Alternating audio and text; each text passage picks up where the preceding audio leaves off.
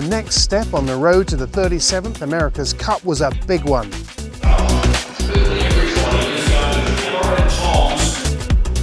From Spain to Saudi Arabia, Vilanova to Jeddah. The America's Cup has never been to the Red Sea before. Neither has any Grand Prix sailing event, so racing here was going to be new territory for all. And there were plenty of surprises in store, starting with the conditions.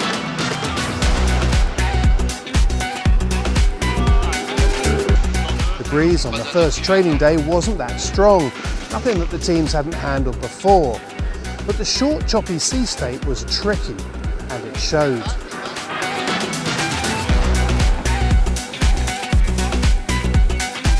On the second training day, conditions had got even tougher, and only 2 teams headed out of the harbour. The fact that so little was known about this area before the racing started was partly what gave it its appeal. So welcome to Jeddah.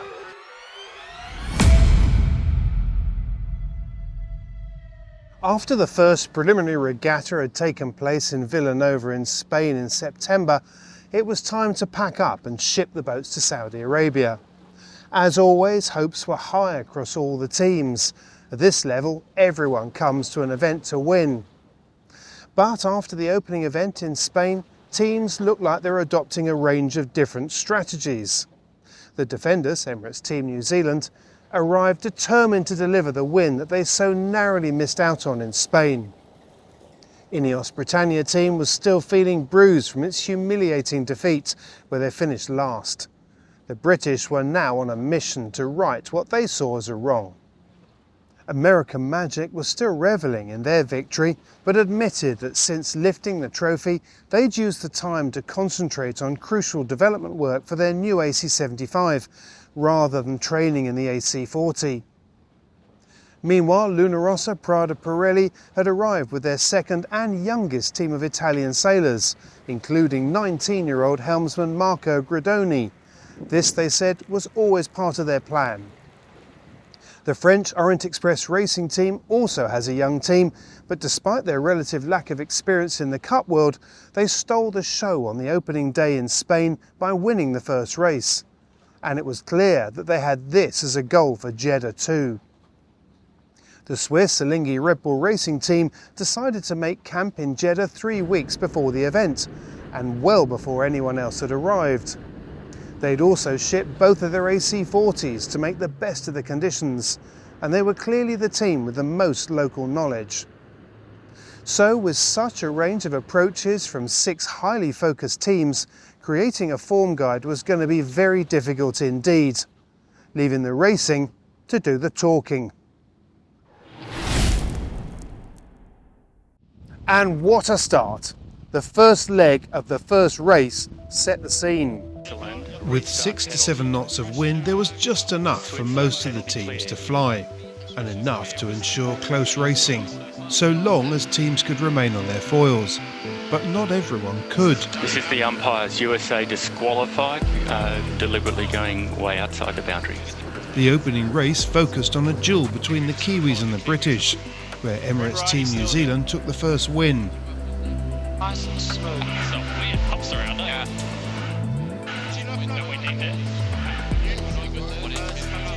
The second race saw the Kiwis take the lead again.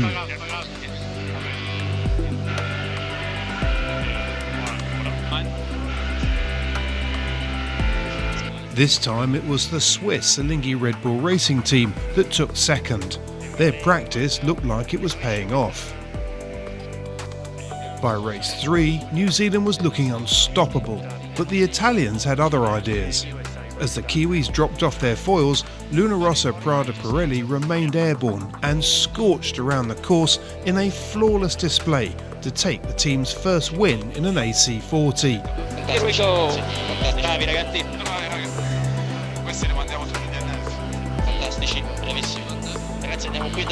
Even more impressive was the performance of the 2 new Italian helmsmen. Both are highly regarded accomplished dinghy sailors. Ruggero Tito won an Olympic gold medal in 2021 and has world and European championship titles. Marco Gradoni has 3 back-to-back world titles in the Optimist class and is just 19 years old. With just a couple of days in the AC40 before the event, neither had much experience in this boat or the fleet, but they had delivered an exceptional result against some of the best sailors in the world. For sure, we are super happy. The conditions, as we know, were super tricky. The first 2 races were a bit ice-breaking, but then we managed to break the ice and pull off a very good race, a win, which is also probably the first win of Luna Rossa in the AC40. So yeah, we are super happy about the day, but we know that it's going to be a long way to go. Yeah, we have never sailed with this breeze with 6 boats. But we learned pretty fast, so I think today we did a good start. We picked up good lanes and everything went pretty easy, That is one of the day that something, that get easy, While Emirates Team New Zealand had demonstrated just how polished they are, the Americans had had a shocker. From hero to zero, their opening day had been humiliating. But it was also a reminder as to how small the difference is between the front and the back of this highly competitive fleet. It's always tough. A day like today, you just want to crawl away into a hole and hide and forget about it, but that's not what you've got to do. You've actually got to face your issues head on. What were we doing wrong? How did we make those mistakes? Obviously, as a team, we're gutted. I'm embarrassed. I've never sailed like that before, and we've just got to get better. Whether you're ashore or afloat, spectator or competitor, day 2 was a day that no one would forget. With a steady 16 knots of wind and a sea state that was due to build throughout the afternoon, the stage was set and the fleet delivered. Still fired up from the day before, the Italians delivered another impressive performance, winning the race and forcing the Kiwis to take second.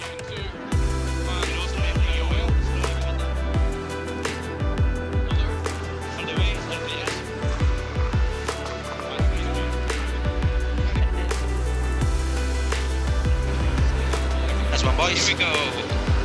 Good race, boys. Okay, timing. They nearly pulled it off again in the next race, but were pipped by Emirates Team New Zealand after a closely fought battle.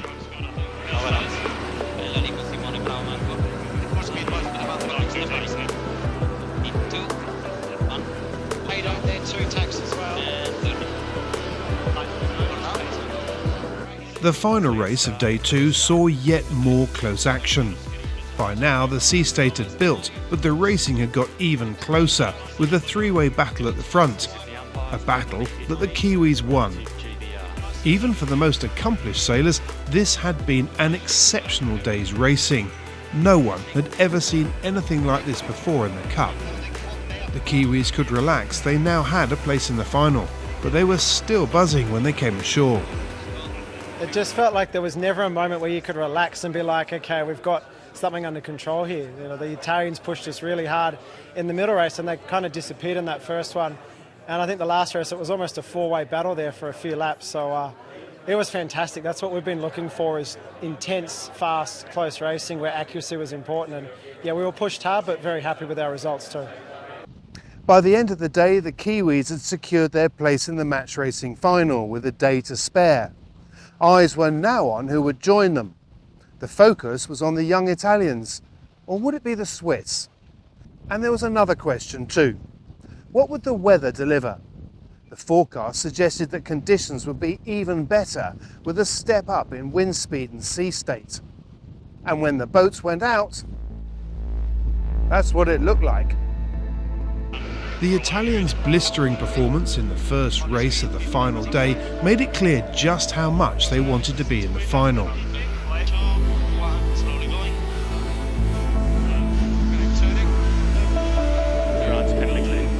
Winning the race and muscling their way past the Kiwis left no one in any doubt. Despite a race to spare, the final was now set. Luna Rossa Prada Pirelli would face Emirates Team New Zealand. The final fleet race did nothing to change this, other than to confirm that the Kiwis were using every opportunity to demonstrate their supremacy by taking their 5th win of the series.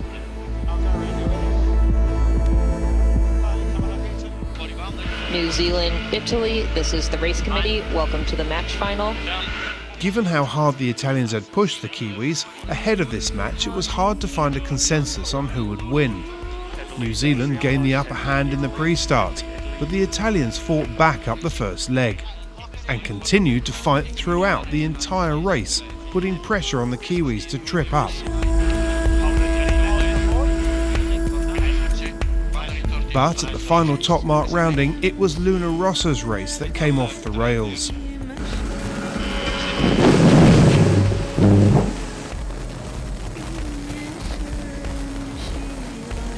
Further down the course, Emirates Team New Zealand's performance was flawless as they crossed the line to take the win they'd come here for.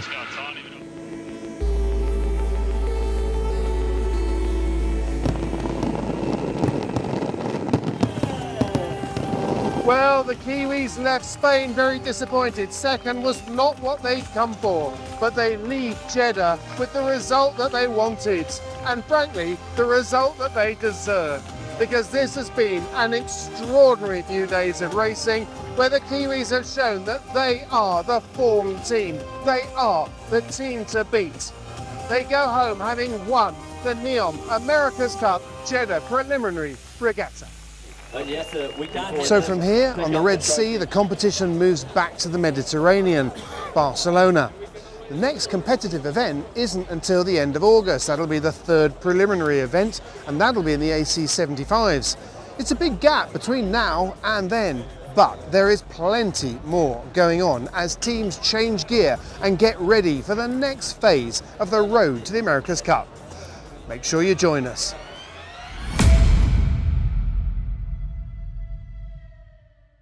A sustainable future. Yanmar.